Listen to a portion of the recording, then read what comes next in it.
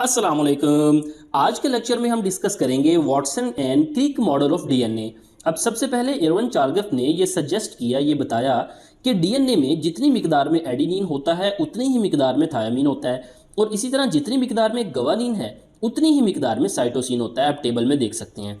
फिर सबसे पहले म्यूरस विल्किंस और रोजलिन फ्रैंकलिन ने एक्स रे डिफ्रैक्शन तकनीक के ज़रिए डीएनए का मॉडल बनाने की कोशिश की, और फिर जेम्स डी वाटसन और फ्रांसिस क्रिक ने सबसे पहले बिल्ड किया, बनाया scale model of DNA. Scale model से मुराद है 3 डायमेंशनल मॉडल बना के उन्होंने दिखाया।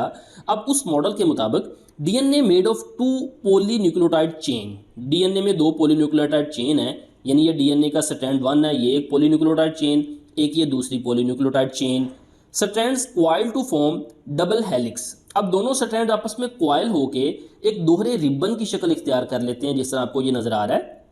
Coiling is anti parallel to each other.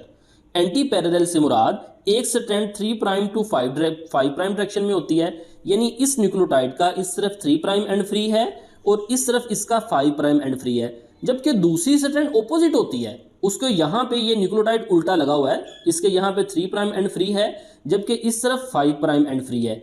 तो एक तरफ ये जो डीएनए का पहला स्ट्रैंड है 3 to 5 डायरेक्शन में है, जबकि ये जो दूसरा स्ट्रैंड है ये ऑपोजिट 3 to 5 डायरेक्शन में है, तो ये एंटी पैरेलल होंगे। नेक्स्ट, एडेनिन हमेशा थायामीन के ऑपोजिट होगी, इसी तरह गवानीन हमेशा साइटोसिन के ऑपोजिट होगी। यहाँ पे देखिए थायामीन एडेनिन के और साइटोसिन गवानीन के हमेशा ऑपोजिट होगी। नेक्स्ट, इन दोनों स्ट्रैंड्स की बात करें तो वो कह रहा है कि strands held together by weak hydrogen bond. ये दोनों स्ट्रैंड आपस में जुड़े हुए हैं वीक हाइड्रोजन बॉन्ड के जरिए। थायामीन और एडेनिन में डबल हाइड्रोजन बॉन्डिंग होगी, जबकि साइटोसिन और गवानीन में ट्रिपल हाइड्रोजन बॉन्डिंग होगी। यहाँ पे आप देख सकते हैं।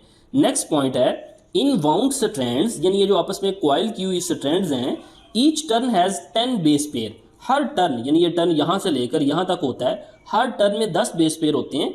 Each turn is 34 angstrom unit, यानी इसका जो टोटल लेंथ है वो 34 एंगस्ट्रॉम यूनिट है, और एक एंगस्ट्रॉम में 10⁻⁻10 वैल्यू होती है, यानी 1 angstrom equal to 100 millionth of a centimetre. Next, हम डीएनए का ये डबल स्ट्रैंड देखें तो इसके दरमियान में आपको नाइट्रोजनियस बेस पेयर नजर आएंगे, ये नाइट्रोजनियस बेस पेयर, जबकि इसके बाहर की तरफ, दोनों तरफ बाहर की तरफ शुगर फॉस्फेट बैकबोन नजर आएगी। ये शुगर, ये फॉस्फेट, ये शुगर, ये फॉस्फेट, इस तरफ भी शुगर फॉस्फेट, ये बैकबोन आपको नजर आएगी। तो ये था आज का लेक्चर, उम्मीद है आपको समझ आई होगी। मिलते हैं नेक्स्ट लेक्चर के साथ। अस्सलामु अलैकुम वरहमतुल्लाहि वबरकातुहू।